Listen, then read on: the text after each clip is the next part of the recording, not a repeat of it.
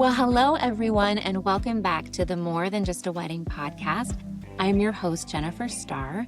Today, we have a very special guest, Matthew Wheeler, here to join us to talk all things photography. Now, a little bit about Matthew. I have known him for a handful of years now, and what I've really appreciated the most about Matthew is how comfortable he makes his couples feel on their wedding day. So, we're going to touch on that subject just a little bit today. Matthew's going to offer some great insights and advice for any couples currently planning their wedding, specifically in regards to photography. So, let's jump in. Matthew, can you start by sharing a bit about your journey into wedding photography and how you found your niche in the industry? It's been crazy. I started weddings in 2012. I had no clue what I wanted to do with photography. I did professional sports before 2012, and I'd always have friends asking me to like shoot their wedding or just try it out, and I'd always be like, no, no way, that's way too much pressure. And then I finally said yes one day, and a lucky couple had me there, and I never had shot a wedding before ever, and I had so much fun, and I'm like, this is way more fun than anything I've done with a camera in my whole life, and I think it's right for me. And then I just moved on to finding a good mentor here in Arizona and doing a ton of weddings and seeing what I liked and didn't like. And then one day I was like, I could just do this on my own. And here I am 400 plus weddings later, in the 11, 12 years I've been doing it, and I love it.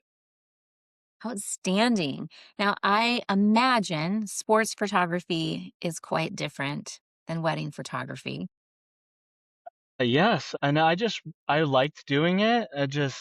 And I was really into sports and the sport that I was shooting all the time, and it just What sport was that? morphed. I did a lot of like professional boxing and Whoa. stuff like that, and it was really fun to be ringside, and I think it gave me a little knowledge on like low light situations, like when people are dancing and stuff like that, to learn how to like really capture things. And it has like nothing really to do with wedding photography at all. And I just morphed. I just stopped doing sports and landscapes and everything else and went straight into weddings and loved it. And I still love it, which is good. I think sometimes vendors hit a wall and they stop loving what they do, and I'm not anywhere close to that. I really love. Well, that leads me into my next question. Matthew, what helps keep you passionate about this work after all the weddings that you've photographed so far? That's a good question. Weddings are like a family's best day. For the most part, everyone gets along with each other and they love the day and they have a fun time. And I love seeing that emotion between groups. It's not always just the bride and groom. Sometimes it's the parents, sometimes it's the friends and family. And everyone is just so happy and excited to be there. It's just exhilarating, honestly, to be a part of that and share that with people and help capture it. So, 5, 10 years ago, your family's going to change in every generation. So it's really cool to have that big day for them. And that's why I like it. And that's always why I've liked it. It's always a party. For the most part, everybody's happy and it's just a lot of fun. Yeah, I always am chatting with my team about just the honor and the privilege to be that close to such a personal, special day among these family units. Some of the things that we get to witness as the vendor team, the guests don't even really get to see. And they're so sacred and so, I think, just a reminder to us vendors too of our own relationships and how special they are and how meaningful just like the art of celebration is, whether it's on your wedding day or any special occasion. It's really a special thing we get to be a part of. And I know I you get totally that. agree. Yeah, I totally agree. And I think that there's a lot behind the scenes that the couple will never see.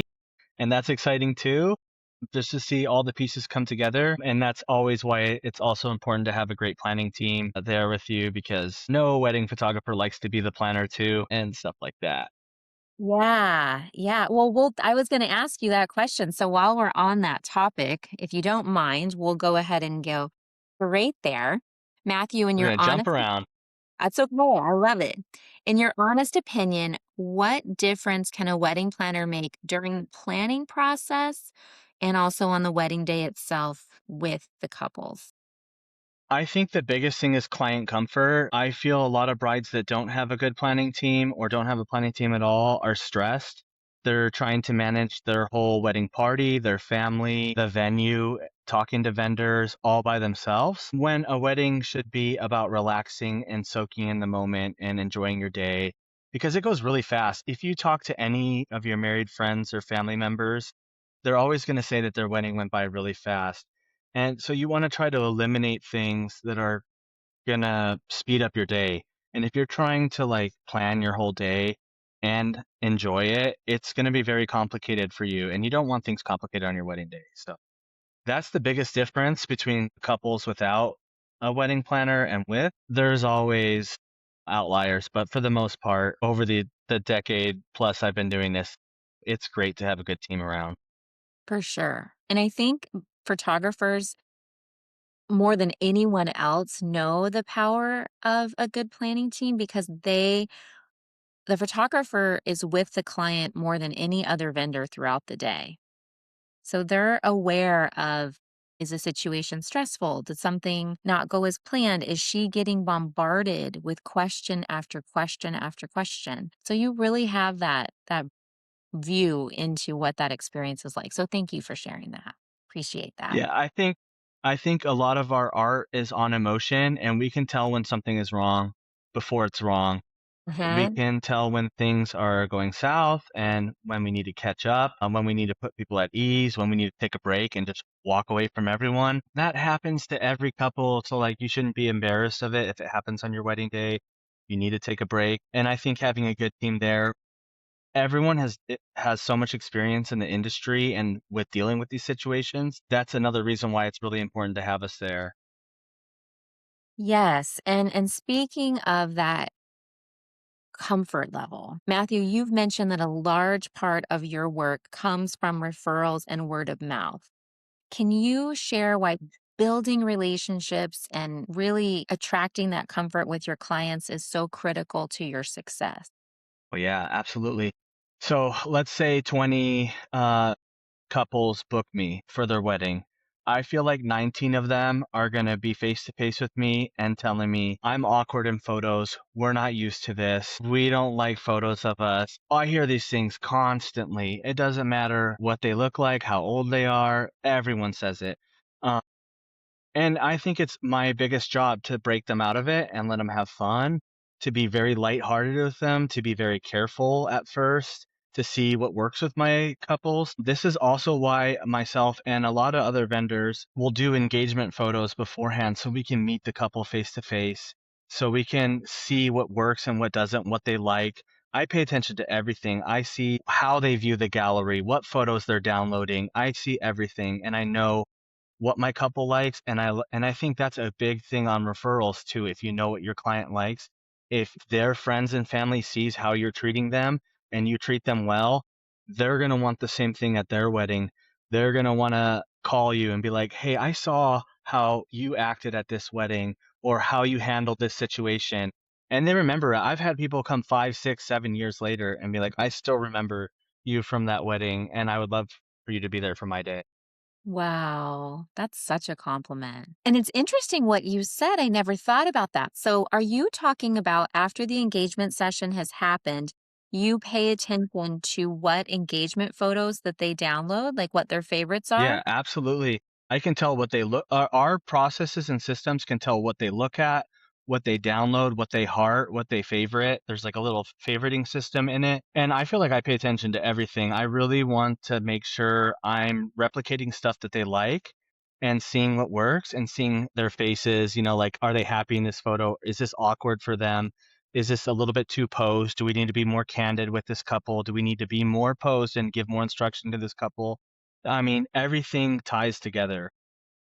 That is fascinating. And I am very impressed that you pay attention to that because photography I feel like is so subjective to how the client sees themselves in the photo. You and I can look at something and because we've seen a million photos and we can say that's the shot. That's incredible. The client looks at it and they go straight to something that they feel self-conscious about that may be standing out to them in that photo that no one else sees. It almost makes me like teary-eyed.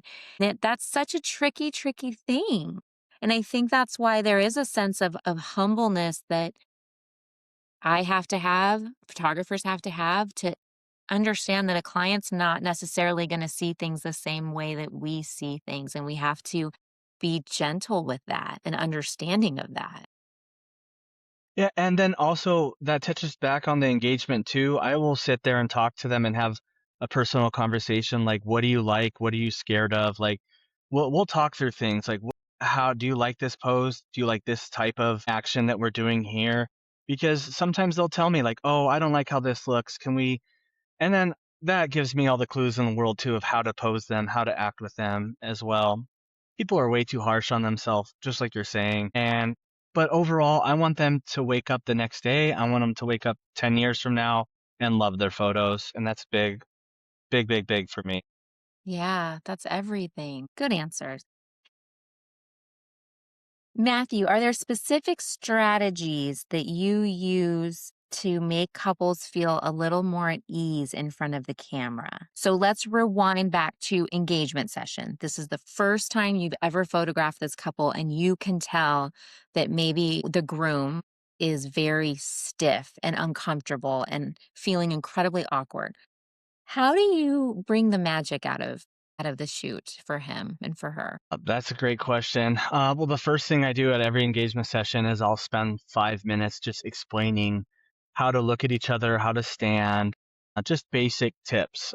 Then I kind of start it very easy with couples walking together, walking to different places of wherever we're doing the engagement session. So they're not stopped right in front of the camera, 5 feet away from me, camera in their face, feeling awkward.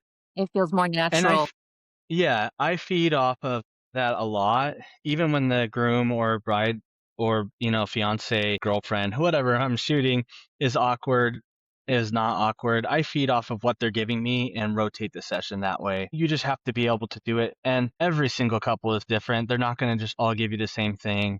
And I joke around with them. I try to make it happy. I always tell them, this is going to be the easiest photos you've ever taken. After this, you're going to thank me because it was so easy and it wasn't stressful like you thought it would be. I try to say stuff like that because it's a lot. And I'll see people, they'll be shaking. Their hands are shaking when they show up because they're so nervous to be in front of the camera. And it's easy to break people out of that once they get into the groove of things. And when they realize it's not going to be that difficult, I think just people are generally, like I said, way too hard on themselves. Yeah, and I think too, I don't know. I know just a vulnerable share of myself. I'm one that may not love a photo in the instant that it was taken, but I sure love it a little bit late and definitely 5, 10 years later, you know? Um, and I think that's what's so important is to remember that you're time stamping where you are in life. And you might be really critical of your current self, but your older self is going to think, wow, it's a good looking couple, or look at that love that you can see in that image. And maybe it helps that I hate every single photo of me and I know what it feels like because I'm the same way. And I'm like, I always tell my couples too, like, I hate photos of me. That's why I take pictures. So I totally get where they're coming from, where everyone's coming from. Everyone's going to have something like that. And it's just, you have to work with everybody. It's a process. And if you can't, like, if you can put yourself in the mindset of maybe I'm not doing this for me, I'm doing this for my spouse, I'm doing this for our potential future children, I'm doing this for this legacy of life that we're building, it can kind of get you out of your own way, I think, in that thinking. That's a good tip. Yeah, that's a good tip. And Matthew, I'm curious because on my sales calls, we talk about everything. And often I'll hear a couple mention, but I don't think we need an engagement session. And I'll be the first to say, hang on, wait a second. Let's really talk this through because the engagement session is your chance to really get to know your photographer feel really comfortable, like build that rapport, build that trust. So that way on the wedding day, it feels a little less awkward having your photos taken, in a romantic style professionally. Do you do the same with your couples? Do you heavily encourage an engagement session? Absolutely. And then a lot of the times I'll talk about emotions of the day and being on the stage in front of everyone. There's a lot of stuff on your mind on your wedding day. I can see it. They don't have to tell me that. And if you already have the fundamentals of what looks good in your photos and your video and everything, if you have the fundamentals down, you don't have someone in your face giving you instructions that you have to try to process on your wedding day. I am like the king of just telling people to relax. It doesn't have to be that serious ever, and we're gonna have fun. And because why wouldn't you want to have fun on your wedding day? It's supposed to be like the best day and a very fun day. Um, if someone doesn't, a lot of times when I don't get an engagement session is because the couple's flying in. Right. If someone's here locally, I'm gonna hound them until they do it, just Sure. because of You they're know. gonna like them. And a lot of times they'll be like, I already sent out my save the dates. I don't need them. But they don't think about the signage and the sign in sheets and books and little details of their weddings where they might want their photos on. Website. They're not, yeah, they're not thinking about that 6 months out, 7 months out, 8 months out, because we sent our invitations. We're fine. There's so many other reasons why you might need photos. I love doing it. And I love meeting my couples face to face. Well, and one other thing I try to tell our couples too is that yes, the engagement session may feel awkward because again, you are having your photos taken romantically, professionally. It's not something you do every single day. But I Mhm. often tell them it doesn't feel that way on the wedding day. The wedding day, sometimes the photography can feel with a great photographer such as yourself, it can feel secondary. Like they're just having the best day of their life and photos just go along with it. You kind of ease into it more. It doesn't have that pressure on it that the engagement session does. Would you agree? Yes, and it will show in your gallery that the stress has been lifted. You're not going to look tense. You're not going to look, like you're trying to figure out what the person in front of you is telling you what to do. It's just going to come natural. So it is important. I think it looks great. I agree. Matthew, many couples heavily focus on timelines and poses, but what are some things most couples don't account for on their wedding day that can make a big difference?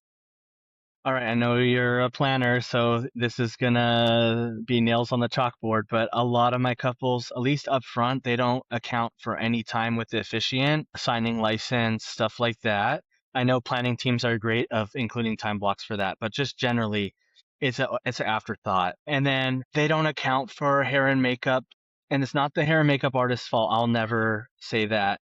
Sometimes people want to change their looks during the process. There's like I call it fluff time that should be added to everything because it's overlooked. You don't think your bridesmaid's going to want a different hairstyle on the day of, or maybe same for you, the bride. Things change, and then also people get a little lost, especially if you're navigating to different sides of the venue. Like let's say we're taking family photos in the front of the venue. Sometimes family, they get a little lost. They see a bar or a bathroom and they get They're just lost. And excited to nobody, see each other too. yeah, yeah, I know. Yeah, and they see everyone they know and they're saying hi, hi, hi, hi, hi. And not always, people don't always account time for that. And I'm always telling people up front, even though I'm not a planner, like, make your timeline as relaxed as possible. Don't have event, event, event, event, event, because things are gonna generally go a little sideways, and it just happens that way. And it's normal. And that's the thing that people overlook. They just think it's gonna be, oh, this timeline looks perfect. It's gonna be perfect. But there's little things that, curveballs. There's humans involved, Yeah, and humans. a groomsman may forget his socks. Yeah, Grandma may be lost in the neighborhood. Um, yes. there's so many things. The groom may be needing to print out his vows. We could probably do a list of 100 things, couldn't we? Yes, we could. You have to account for the human part of the day. It can be the most perfect timeline in the world, but the buffer is literally everything. I agree. Matthew, what is one piece of advice or encouragement you'd give couples as they navigate planning and they prepare for their big day? Okay, here's another controversial take. I would sit in a room with your partner and I would talk about what you want on your wedding day and not what your parents want or what your friends want or what events are traditional for weddings or traditional for your family. And I would write down the things that are most important to yourself and include those in your day. So many people listen to the whole room full of talking heads and they'll want to add everything that they're saying. They'll want to do, 20 things that they saw on social media. I think couples need to sit down and figure out what they really want, how to make weddings personal to themselves, and include that in their day. My favorite couples and my favorite weddings are when couples make the wedding their own and they don't follow the norm or the rules or what their parents want, and they just say, "This is what we want. This is how we want to party. This is how we want to eat dinner. This is what we want to have 10-minute break here for ourselves where we have a cocktail with just my partner and I." Stuff like that. When they make it their own and they're happy with their decisions and they're enjoying the day, the wedding is going to look way better on photo, on video, on everything. Just to me, personal opinion. That was absolutely brilliant. And Matthew, I love how you're so good about using inclusive language. And when you're speaking about your weddings, that's a goal I always have and sometimes just slip out of, that we tend to work with more couples that are bride and groom. But I think you and I both share a diverse clientele. And I just noticed that you do that and I appreciate that. So I, thank you. I try real hard, and I've heard from clients real time, like, can you please say this instead? And I always like get a little embarrassed, like, am I saying this wrong? Am I doing this wrong? And then also as a dad of girls, I always like want to respect how they want to be addressed and talked to. I think it's a great trait to have. Everybody wants something different, and it's always good to address the whole room and not just individual people, because Mhm. everyone is different in the world. And yeah, and I try to be very inclusive with my language and all that. It's always a work in progress for me. Well, you do a great job. And I think the differences in all of our sweet couples and their families is what makes our work so beautiful. Every wedding is different. Yeah, it is. Matthew, where can our listeners and potential viewers, now that we do this in video and audio, where can they see their work and how can they best connect with you? If you have Instagram, Matthew Wheeler Photo on Instagram, my website is the same, matthewwheelerphoto.com. I'm hitting to the point where I can't talk anymore. You're doing great. No, no, no. MatthewWheelerPhoto.com. You can search me on Google. I always like when a couple is looking for a wedding photographer, look at reviews, ask to see full galleries, look at their social media, look at their website, talk to them, see what other people say about them. Everything should be very accessible online. It should be a red flag for any vendor if there's no website, no reviews, nowhere you could see their work. If the work looks completely staged, we're getting into the AI generation where you can get a whole wedding gallery of AI images of couples and everything. So I feel bad for couples, like they have to do a little bit more research, but I think it's worth it. Yeah. And there should be an online presence for any wedding vendor in any genre of photography, planner, anything, hair and makeup, Yeah, all I the think above. what does the marketing rules say that couples have to see your name at least 3 times before they begin to trust you as a service provider? May even be 5 times or 6 times, but it's a lot.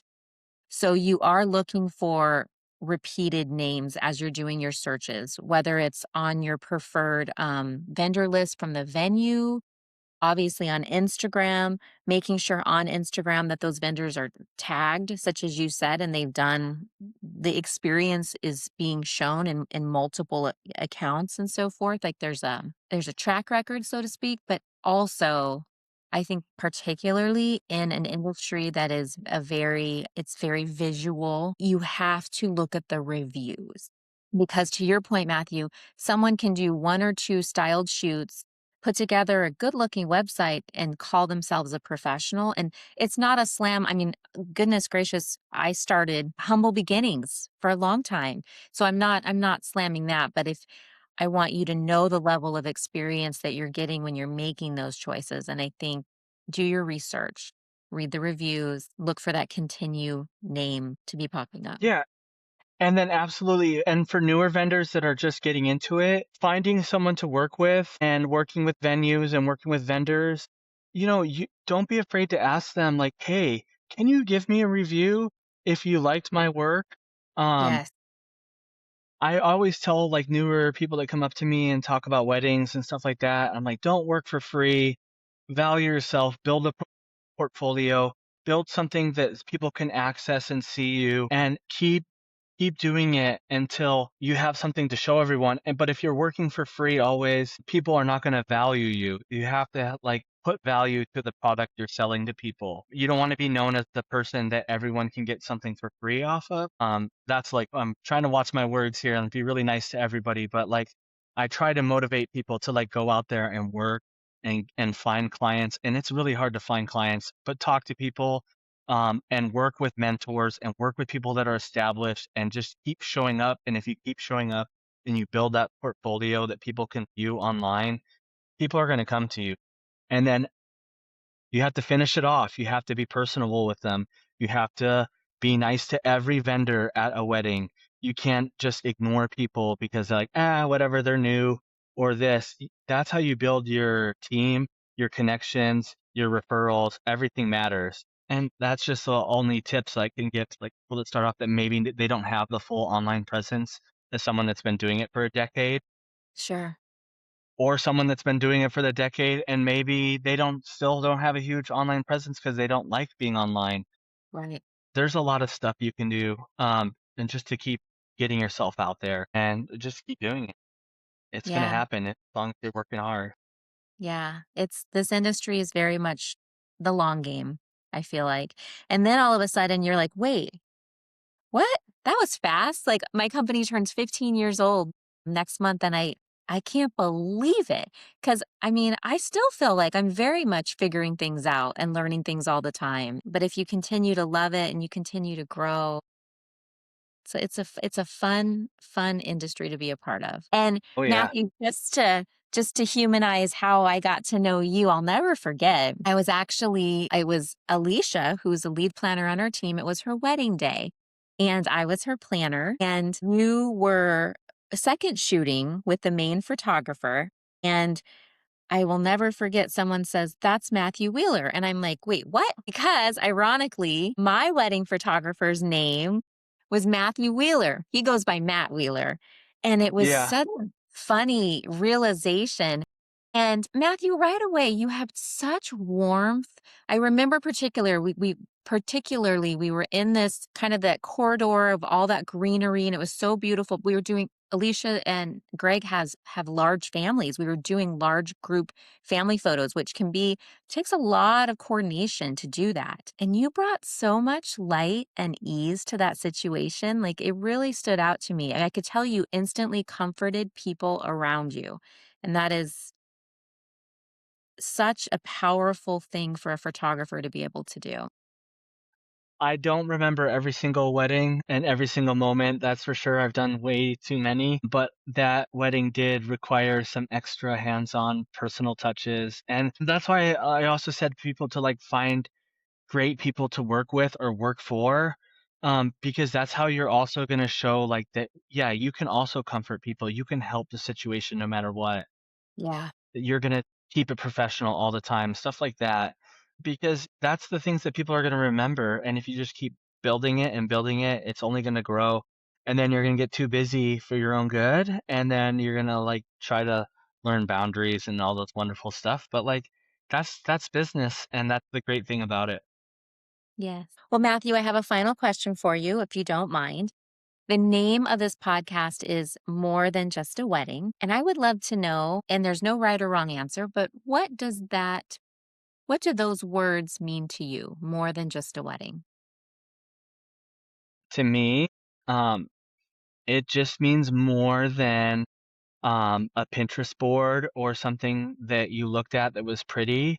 It's a experience with your friends and family that will last and the memories will stick with you. It's going out there and marrying the love of your life, like the everyone's wedding dream. It's not, conforming to the norms, like I said earlier. It's just, having your wedding day. It's more than just a wedding. It's more than just, two people signing a piece of paper. It's an important life event. It's one of like the keystone events of everyone's life. Mm, And that's why I like it to be personal and unique to the people that are experiencing. absolutely. Well, wonderful. Matthew, thank you for joining me today. I know you are a very busy business owner, dad, and husband, and hard worker. Thank you for making time. And we Awesome. really appreciate everything that you shared today. Thank you so much. Thank you, listeners. I hope you've enjoyed today's podcast episode. I hope there's some takeaways that will help you in making your photography decisions. And as always, thank you for listening and watching.